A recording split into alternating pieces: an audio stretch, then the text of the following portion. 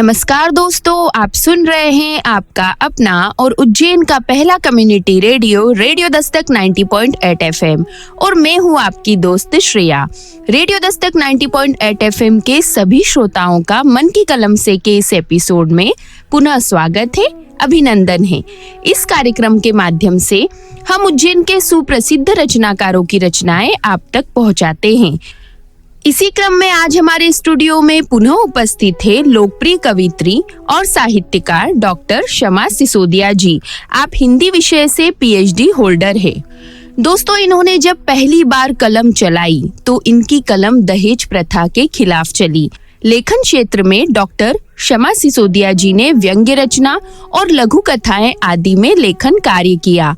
इनका जो पहला काव्य संग्रह प्रकाशित हुआ वो था केवल तुम्हारे लिए और लघु कथा संग्रह प्रकाशित हुए कथा शिपिका, कोई बंद है, दरकते पन्ने आदि। दोस्तों, इनकी उपलब्धियां अवर्णनीय हैं। डॉक्टर शमा सिसोदिया जी सन 2006 में रेकी में गोल्ड मेडलिस्ट भी रही है। ये हमारे लिए हर्ष का विषय है कि ऐसी हस्ती आज हमारे बीच मौजूद है और डॉक्टर शमा सिसोदिया जी आज अपनी उन्हीं रचनाओं को हमारे रेडियो दस्तक के श्रोताओं के साथ साझा करेंगी। तो आइए सुनते हैं डॉक्टर शमा सिसोदिया जी से उनकी पहली काव्य रचना, जिसका शीर्षक है तमाचा।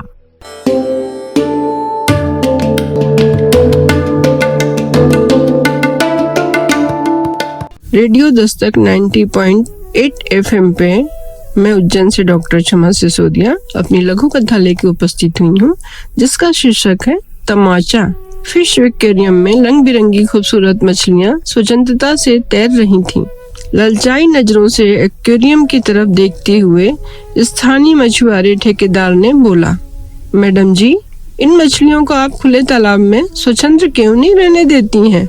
यह मछलियाँ बहुत नाजुक हैं, इसलिए यह यहीं पर अधिक सुरक्षित हैं। सख्त आवाज के साथ ही वार्डन ने चौकीदार के हाथ से चाबियों का गुच्छा झटके से खींचकर दिव्यांग गर्ल्स हॉस्टल के गेट को मजबूती से ताले में जकड़ दिया और अपने ऊपर आश्रित बच्चियों के माथे को चूमते हुए चाबियों के गुच्छे को भी बार बार सहलाती जा रही थी। लघु कथा समाप्त हुई।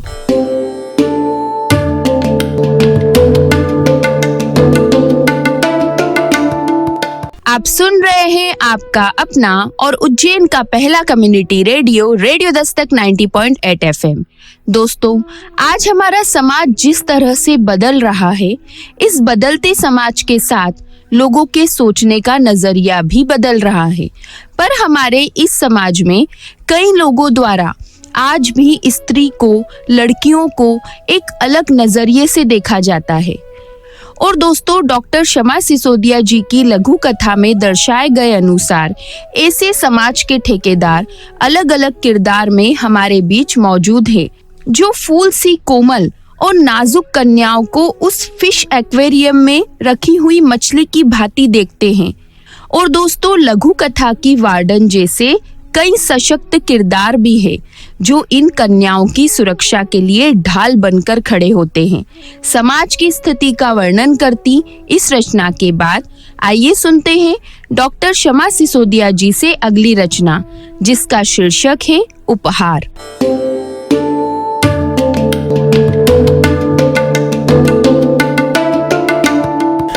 रेडियो दस्तक 90.8 FM पे मैं उज्जैन से डॉक्टर शमा सिसोदिया लघु कथा लेके उपस्थित हुई, जिसका शीर्षक है उपहार। मिसेज अरोड़ा के घर आज किटी पार्टी का आयोजन चल रहा था। पार्टी में शामिल सभी महिलाएं एक दूसरे का हाल चाल जानने से बेपरवाह अपनी ज्वेलरी, साड़ी के प्रदर्शन में लगी हुई थी। पार्टी में उपस्थित महिलाओं ने पति द्वारा दिए गए कीमती उपहारों का जब बखान शुरू किया, तब लजीज व्यंजन से सजी प्लेट और उसमें करीने से रखी चटपटी चटनी को भी मेट्रो ट्रेन की रफ्तार से डींगे हाँकती हुई जुबान रूपी ड्राइवर के रुकने का इंतजार करना पड़ा। तभी ताजगी से भरी एक पड़ोसन गर्मा गर्म पकौड़े लिए ड्राइंग रूम में प्रवेश करती है। उसे देखते ही बनावटी जुल्फों से खेलती हुई मिसेज श्रीवास्तव चहकती हुई बोली, क्यों रे संगीता, क्या तुम्हारा पति तुमको कुछ गिफ्ट नहीं देता, जो हम लोगों की बातों में आनंद न लेकर किचन में पकौड़े तलने चली गई? देता है ना? कमर में लटकती हुई चाबी के गुच्छों की तरफ देखती हुई संगीता ने दृढ़ता से कहा, कहाँ आप लोग बड़े बड़े ऑफिसर की पत्नी और कहाँ मैं। इतना सुनते ही ठहाका लगाते मिसेज श्रीवास्तव के साथ अन्य महिलाओं ने भी अपने व्यक्तित्व का परचम लहराया ही था कि गर्व से दमकता चेहरा लिए संगीता बीच में बोल पड़ी, सखियों, मेरा पति एक स्कूल मास्टर जरूर है, लेकिन उनकी ईमानदारी, उनका भरोसा, उनका निश्चल प्यार ही मेरा सबसे कीमती उपहार है। आज इतने वर्षों बाद भी रात का भोजन हम दोनों एक साथ एक थाली में ही करते हैं। मेरे साहब को तो घर के सिवा और कहीं का खाना सोना भाता ही नहीं।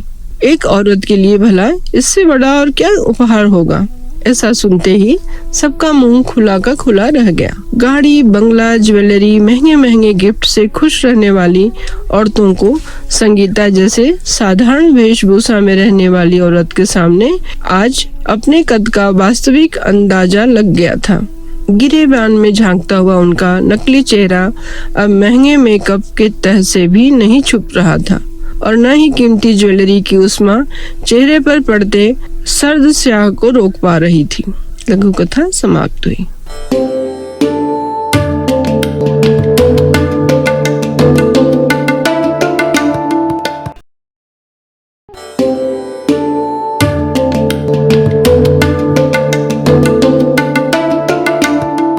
आप सुन रहे हैं आपका अपना और उज्जैन का पहला community radio, radio Dastak 90.8 FM। दोस्तों, हमारे जीवन में हम बहुत कुछ पाने की चाह रखते हैं और ये कहते हैं कि हम भेदभाव, जात पात, इन सब चीजों को नहीं मानते, हम इन सब से परे हैं। पर दोस्तों, वास्तविकता केवल हमारे अंतर्मन को ही पता होती है। दोस्तों, इस दुनिया में हम पैसे से सब कुछ खरीद सकते हैं, पर जो नहीं खरीदा जा सकता वो है सम्मान, समय और निस्वार्थ प्रेम। और दोस्तों, ये वो उपहार है जिसे आप दौलत से नहीं खरीद सकते। डॉक्टर शमा सिसोदिया जी की इस रचना में इस तथ्य का बहुत ही खूबसूरती से वर्णन किया गया है। इस रचना के बाद आइए सुनते हैं डॉक्टर शमा सिसोदिया जी की अगली रचना, जिसका शीर्षक है स्नेहिल माँ।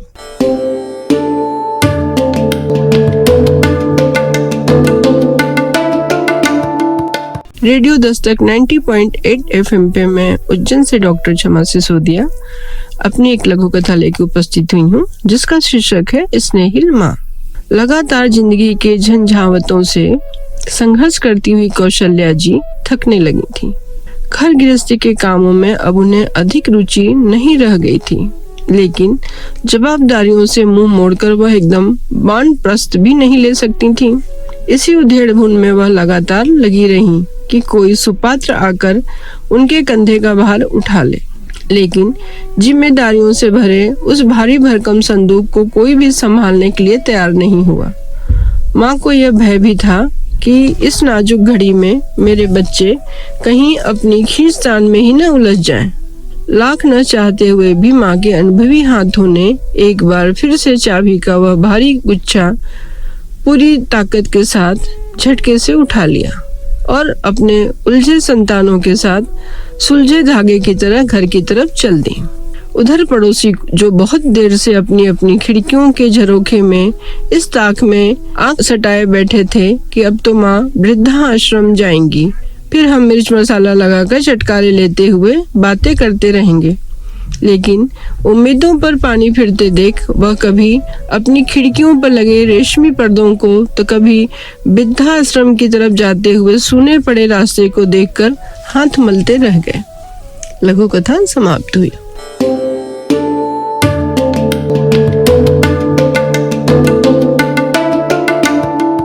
आप सुन रहे हैं आपका अपना और उज्जैन का पहला community radio, radio Dastak 90.8 FM।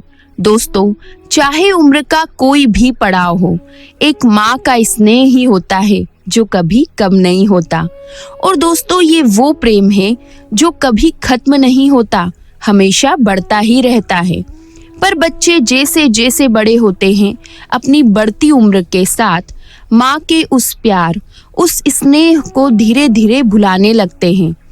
और दोस्तों, माँ का वो स्नेह भी उन्हें रोकना टोकना जैसा लगता है। पर दोस्तों, माँ तो माँ होती है। उसकी संतान उससे कितना ही बुरा बर्ताव करे, माँ उस संतान का पूरा ध्यान रखती है।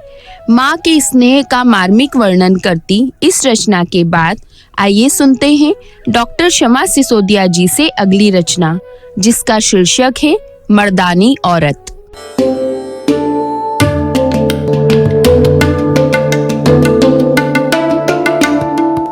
रेडियो दस्तक 90.8 एफएम पे मैं उज्जैन से डॉक्टर शमा सिसोदिया अपनी लघु कथा लेके उपस्थित हुई हूँ, जिसका शीर्षक है मर्दानी औरत।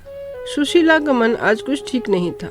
सुबह समाचार से तो आज उसका दिमागी कलपुर्जा ही जैसे बिगड़ गया था। ऑफिस के लिए निकलते ही नुक्कड़ पर 2-4 चेहरे दांत निपोड़ते हुए उसे प्रतिदिन दिख जाते थे। वह रोज सिर झुकाकर चुपचाप निकल जाती थी, लेकिन आज वह घर से अपने दिमाग की पूरी सर्विसिंग करके निकली थी कि जैसे ही उन शरारती चेहरों ने छींटाकशी करने की कोशिश किया, सुशीला का झुका हुआ सिर आसमान की तरह तन गया। वह सीधे उन छिछोरों के पास पहुंच गई। उसे अपनी तरफ आते देख पान की दुकान पर खड़े लड़कों ने छींटाकशी किया। क्या कहा आप लोगों ने? मैं सुन नहीं पाई। मेरे कान थोड़ा ऊंचे सुनते हैं। जोर से बोलिए। हिम्मत है तो थोड़ा जोर से बोलो ताकि बाकी लोग भी सुन सकें। औरत को देखना इतना ही पसंद है तो उसे मर्द बनकर देखो, ब्याह कर अपने घर ले आओ और दिन रात देखो। यह नामर्दों वाली हरकत क्यों करते रहते हो? मैडम जाओ ना। अरे भाई, मर्द हो तो कुछ काम धंधा करो, मेहनत की रोटी कमाओ। और हाँ, पहले अपनी जींस तो संभालना सीख जाओ। देखो कमर से नीचे लटकी हुई है। जो अपने शरीर के वस्त्र तक नहीं संभाल पा रहा हो, वह भला अपना घर क्या संभाल पाएगा? जाओ मैडम जाओ। लड़के कन्नी काटते हुए बोले। जाओ मैडम जाओ। बोलते हुए शोहदों ने फिर ठठाकर हंसे। मर्दानी औरत विद्युत गति से मुड़ी और दहाड़ती हुई बोली, कान खोलकर सुन लो, आगे से कभी भी मुझे फप्तियां मत कसना, नहीं तो मेरी अंगुलियों के नाखून ही तुम्हारे चेहरे का नक्शा बिगाड़ने के लिए बहुत है। लघु कथा समाप्त हुई।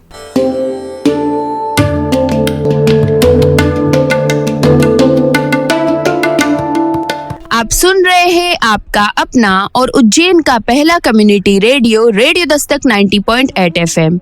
दोस्तों, हमारे समाज में यदि किसी महिला का शारीरिक रूप से शोषण होता है तो समाज द्वारा उसका बहिष्कार किया जाता है और कानून भी उसे सजा देता है। पर दोस्तों, शोषण केवल शारीरिक ना होकर मानसिक भी होता है। किसी स्त्री को गलत निगाहों से देखना, उसे अपशब्द कहना, ये भी तो शोषण है। इस स्थिति में वो स्त्री ऐसे व्यक्तियों की नजरों से ही डर जाती है। पर दोस्तों, ऐसी स्थिति में नारी को किस तरह से हिम्मत के साथ स्थिति का मुकाबला करना चाहिए, इस तथ्य का डॉक्टर शमा सिसोदिया जी की इस रचना में बहुत ही सुंदर रूप में वर्णन किया गया है। इस खूबसूरत रचना के लिए डॉक्टर शमा सिसोदिया जी का बहुत बहुत धन्यवाद कि आज आपने अपनी इन बहुमूल्य रचनाओं को हमारे रेडियो दस्तक के श्रोताओं के साथ साझा किया। एक बार पुनः आपका धन्यवाद। तो दोस्तों, आज मन की कलम से के एपिसोड में आपने सुना डॉक्टर शमा सिसोदिया जी की अद्भुत काव्य रचनाओं को। अगले एपिसोड में हम पुनः मिलेंगे कई नई रचनाओं के साथ। दोस्तों, यदि आपके मन में भी है कार्यक्रम को लेकर कोई प्रश्न या सुझाव, तो आप हमें संपर्क कर सकते हैं रेडियो दस्तक के व्हाट्सएप नंबर 9406894068 पर। और साथ ही आप हमसे जुड़ सकते हैं हमारे social media account Facebook, Twitter, YouTube, Instagram और शेयरचैट पर भी, जहां पर आपको मिलेंगी कार्यक्रम से जुड़ी सभी जानकारियां। तो दोस्तों, अब वक्त हो चला है आपसे विदा लेने का। अगले एपिसोड में हम पुनः मिलेंगे नई रचनाओं के साथ। तब तक के लिए दीजिए अपनी दोस्त श्रेया को जाने की इजाजत। पर आप कहीं मत जाइए, सुनते रहिए आपका अपना रेडियो दस्तक 90.8 एफएम। सुनेगा उज्जैन, बढ़ेगा उज्जैन।